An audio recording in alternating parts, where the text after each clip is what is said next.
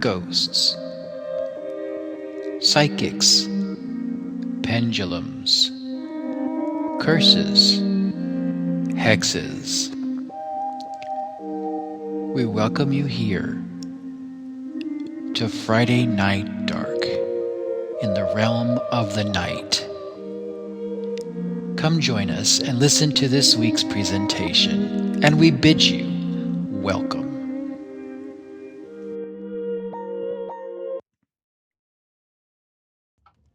Good evening.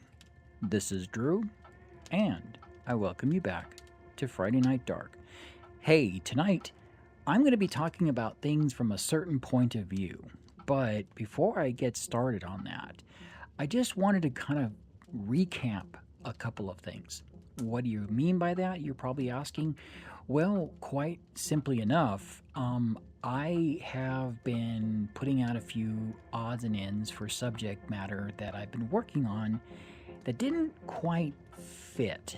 And really, honestly, I think this Friday pretty much does the same thing. I mean, I want to go ahead and just be totally transparent over the idea that I have been working on things in the background. Now, a couple of things I'll point out is that there has been an investigation. There has been some things I've been dealing with friends that have kind of talked to me about things going on.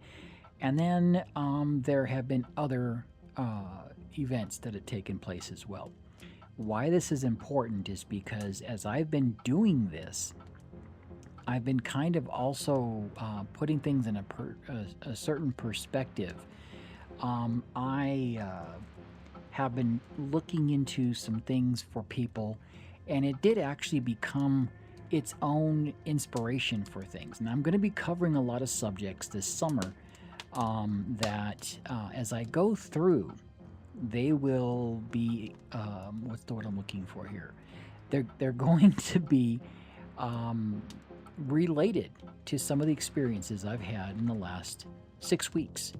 And where that's important is that as I've been talking with people over things, as I've been doing stuff, it's actually been material and subject matter that has found me. And I've always boasted to people that I have, in fact, never, and I'm going to have to emphatically say that again, never had to go looking for content. And the reason for it is because content always tends to find me when I least expect it. And it comes from the weirdest of places. In this instance, personal experiences kind of raced up. Now, there's a few other things and odds and ends. Someone jokingly said that people for the Gen X are doing their, what do they call it? Their Gen X hobby now. And I guess because people have labeled me in this, which is rightly so. I mean, that's where I belong. I won't lie. It also means that I'm having to find things that old people do, as one person put it. I don't think I'm old. I don't think I am anywhere near as that. Yes, I do have a few issues, but frankly, I don't know anyone my age who doesn't. And I guess that's just the way it is. But what I do want to say is that each and every one of the things that I have found became a subject and research. And in a sense, not only to help people, but at the beginning of this year, if you remember, someone approached me about bay leaves. And then someone approached me about, how do you know if you've been hexed? And I did experiments. So, does it surprise you that when I was talking to someone about all of this stuff, that ideas were sparking and the wheels began turning and material began churning? And so, I really want you to know that these subjects that I'm bringing up right now have relevance to what's coming up. And so, I'm laying down the groundwork for a lot of things to come. I try my best to accomplish everything on my list of goals. The only thing is that time, circumstances, and everything else in between certainly do uh, occur in the meantime. I keep thinking about this opening phrase from an album. It was what was the name of that group? Color Me Bad.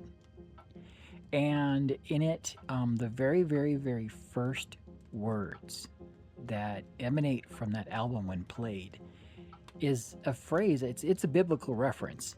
I returned under the sun, and I saw that bread was not given to the, I guess, to the wise, and riches to those of understanding, and so on. But time and chance happeneth to them all.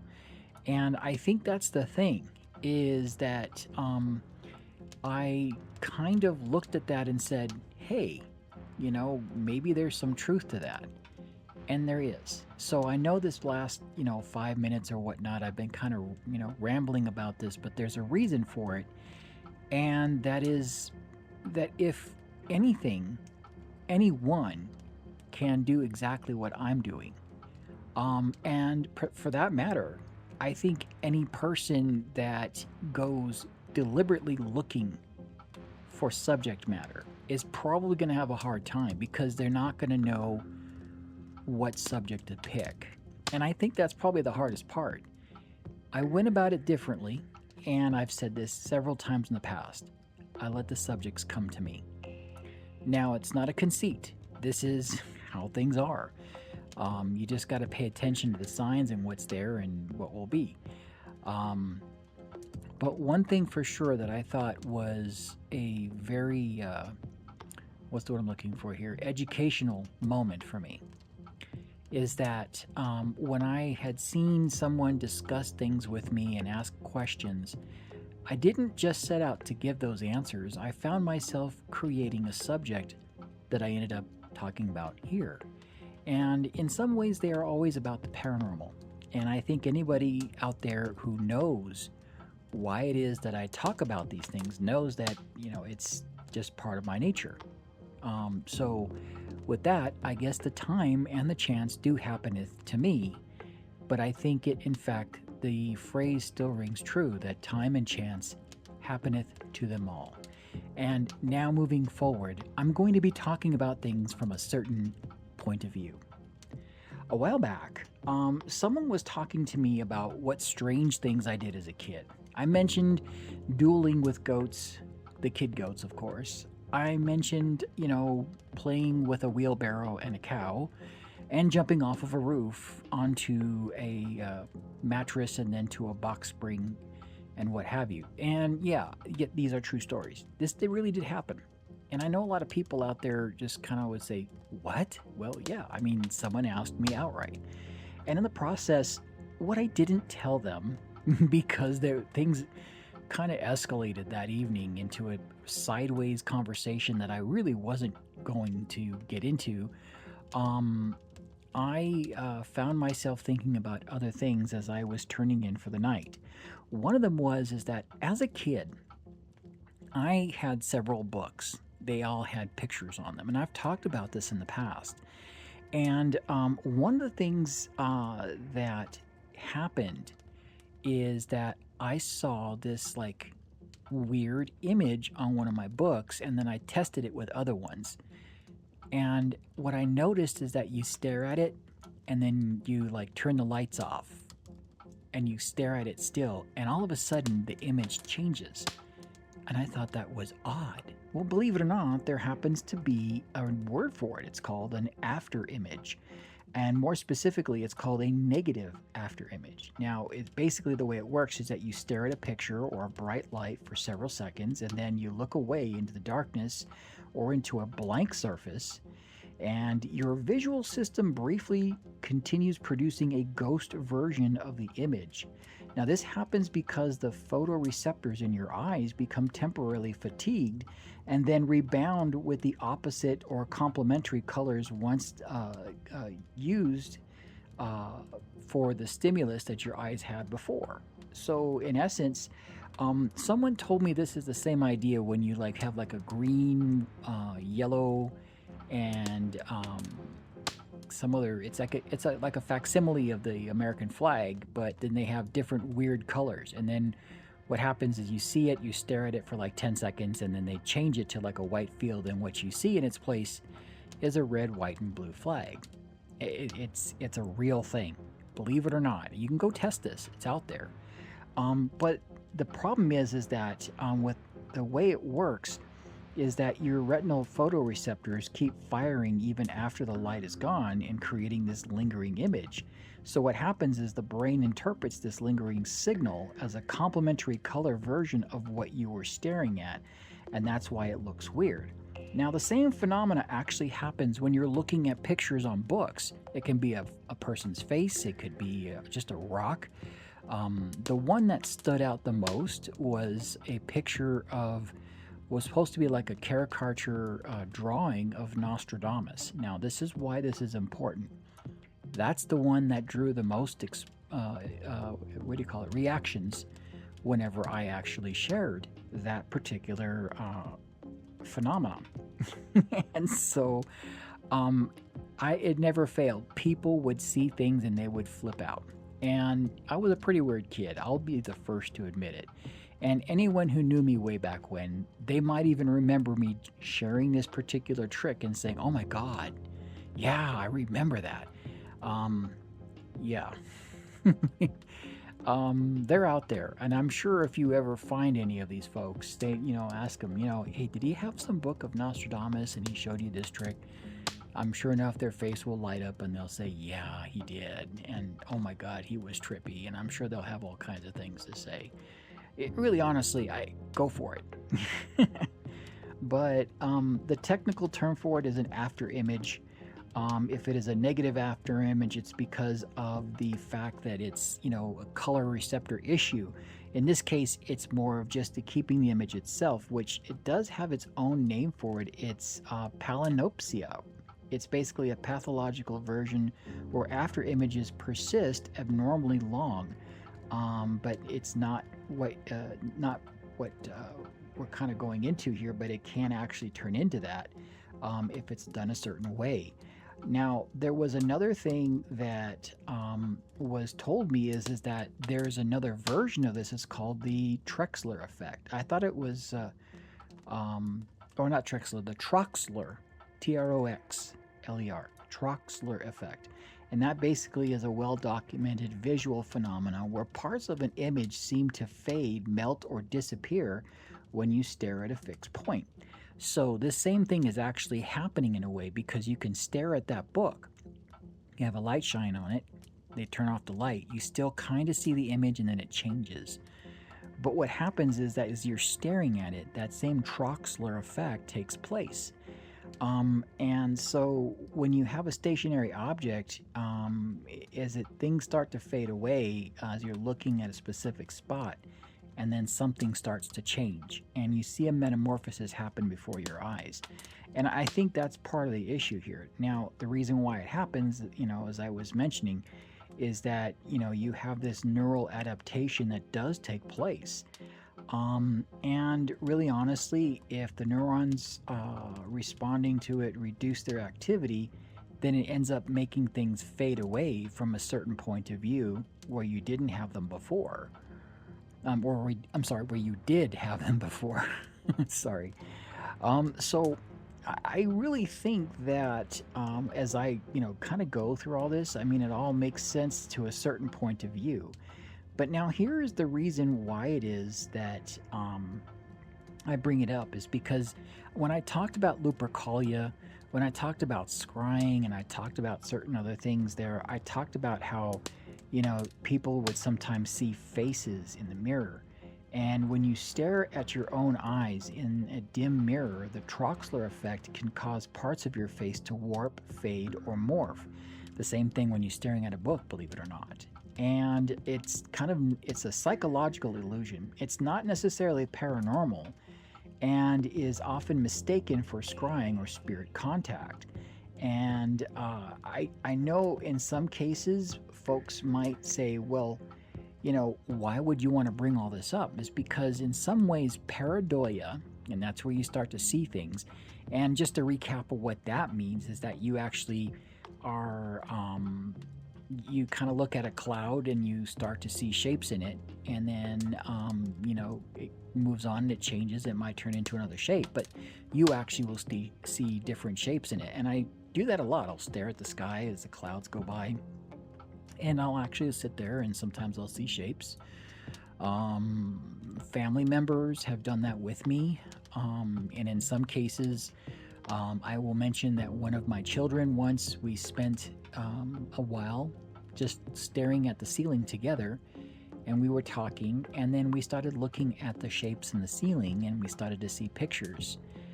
Consequently, we shared an experience where, of all places in the commode, that you can look in the floor and you can see all these faces and shapes and things. Same idea. And this kind of plays into it, because I think a lot of times people will see things and they'll, that pareidolia kind of effect takes place, but it's there are other reasons why things warp, or they'll fade or morph into something else as time goes on, because your mind is in fact working in such a way that it says, I don't need to do this, or I have to do that, and this is going to take a back seat. And so these effects kind of go into it. And I've seen that with some things where people would do it with books, they've done it with mirrors, they've done it with, looking at a candle, looking at pictures. The list goes on. And it's important to really share that, because I know in some cases that when you're looking at things and these kind of things come up, meaning, different pictures or whatnot, it's a neat trick, and you can freak people out by it, or you can do other things. But sometimes if it's a way to experiment, to just, see what comes up, well, you never know. I mean, it can open doors for someone or increase curiosity. I know it did for me. And if I shared it with people, yeah, it was weird. I was being a weirdo kid, and I freaked out people. But in some ways, I know some of those people came back to me and they said, how did you learn that? How did you know how to do that? Where did you learn that from? Those kind of questions come up. And so it should be no surprise that when people come to me with questions and ask me these things, that somewhere along the line, it becomes subject matter that I share with you.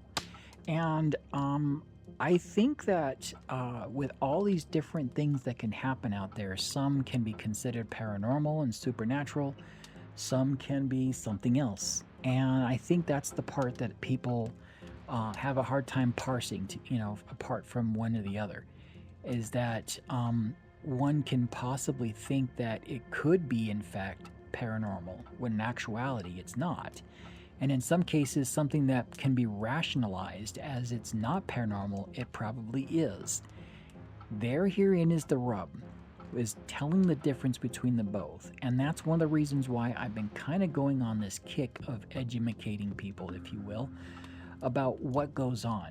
And I think it's best that if you know, and as I say, knowledge is power, that if somewhere in there something happens and you have the presence of mind to realize that something may just be, one of these effects I've just described, or if it doesn't fit those definitions by direct results of what you try to analyze with it, then hopefully you might have that presence of mind to consider the fact that what you're experiencing could very well be a paranormal experience or supernatural or whatever you want to tag it as.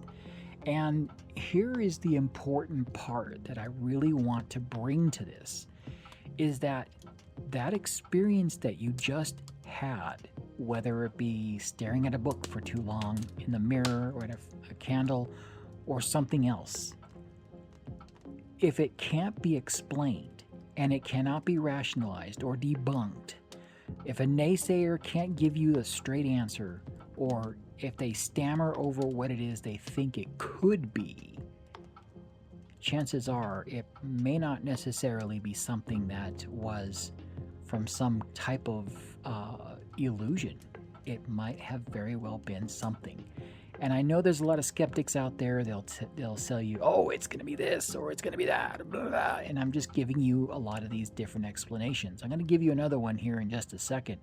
But before I do, continuing my argument, is that when you look at things from a certain point of view, it can and it could result in only looking at things and saying it's just an optical illusion or it's this. And then you shrug and then you don't necessarily see what it means.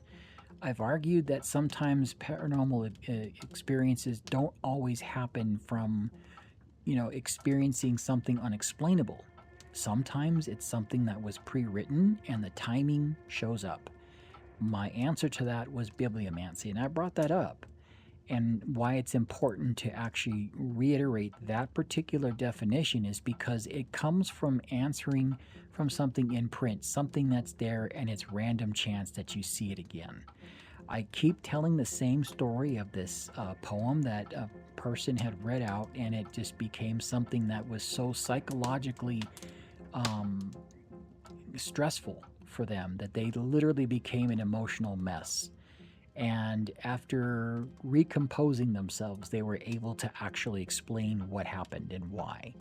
So, does it make bibliomancy real? No, it doesn't. It just says that it could be a use for it as a tool to explore. And that's exactly how someone might look at it. But from the paranormal point of view, it does actually say that this was a divine message that was brought to you in a way that you wouldn't expect. And consequently, some of these other things that I've brought up as an explanation for how you perceive things can be the same for what it is that you experience. If something in front of you is ghostly, or perhaps maybe it was something with lighting or something else. And I see this a lot, and I know that there are folks on both sides of the fence. There seems to be an endless disagreement over what it is that people see. And I give you this little challenge to go look up into the sky when there's no clouds, and then tell me, do you see only the blue sky or do you see something else? Some people have told me how they've seen dots and squiggles and lines and things that don't look like they should be there, and still yet others tell me that they see just the sky. And I think that's the part that makes it pretty interesting to me. Now, there's going to be one last thing I want to talk about, and that's what they call a Ganzfeld effect, and that's a sensory deprivation hallucination. If you cover your eyes with two halves of a ping pong ball and shine a soft, even light, your brain starts filling in the nothingness with patterns, colors, or even shapes. Now, this is used in parapsychology for experiments that can create what they call precognition. And it does actually create weird images and, in some cases, visions of things that are horrid to actually watch.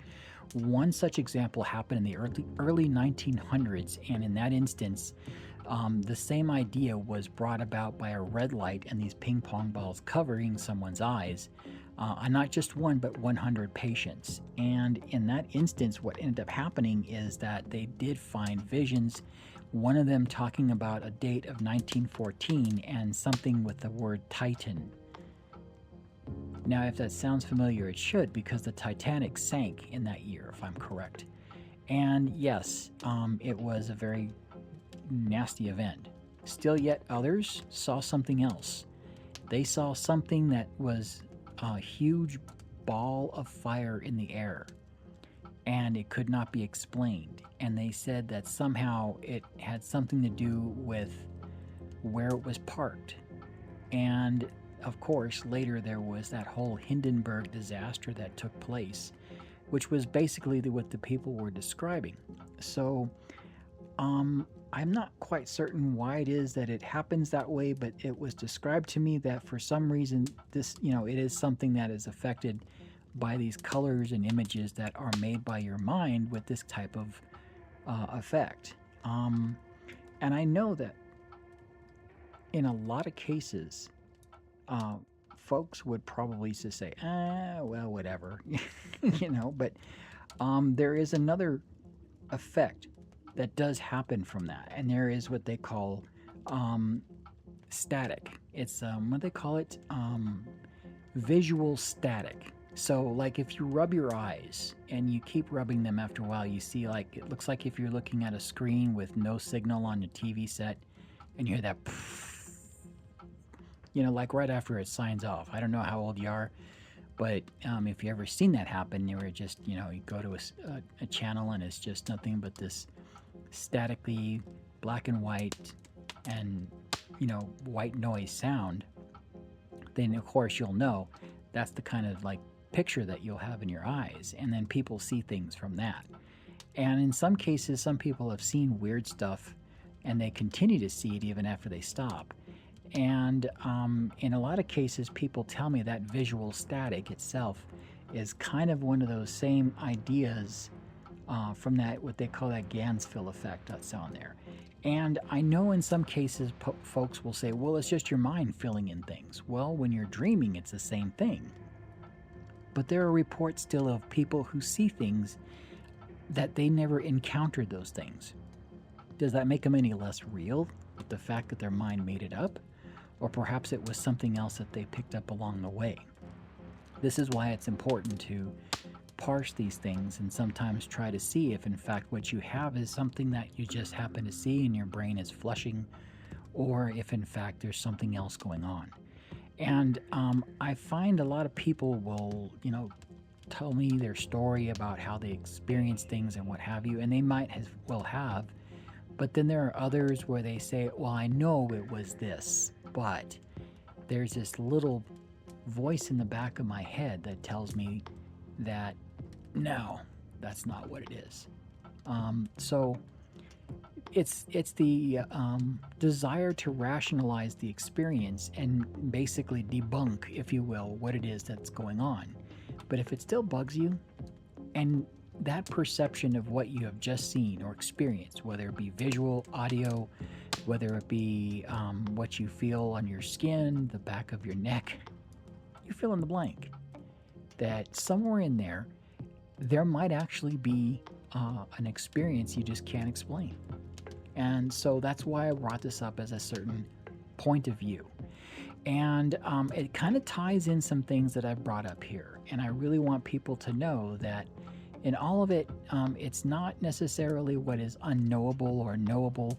It is the fact that if there are things that cannot be explained, you don't necessarily have to keep it to yourself. Sometimes asking those questions and talking to someone might actually open doors in a way you weren't thinking before. There are a lot of people out there who I think probably keep things to themselves more often than not. And I always encourage people, hey, you're amongst people with open minds and ears. We're happy to listen. And no, I'm not going to sit there and say we're going to believe in you, because I'm not a Ghostbuster. I'm just here to hear what you have to say. And for that matter, at least give you an idea and a point of view you might not have had before. With that, hopefully somewhere in there, if you start recounting some of these experiences that you might have had in your past, whether it be staring at a book or a mirror or something else, maybe somewhere out there, you might start talking about it with other people. And if you do, well, hopefully, somewhere out there, you might start talking about it with me. Where else? Friday Night Dark at nitrax.com. Hey, this is Drew, and I bid you good night.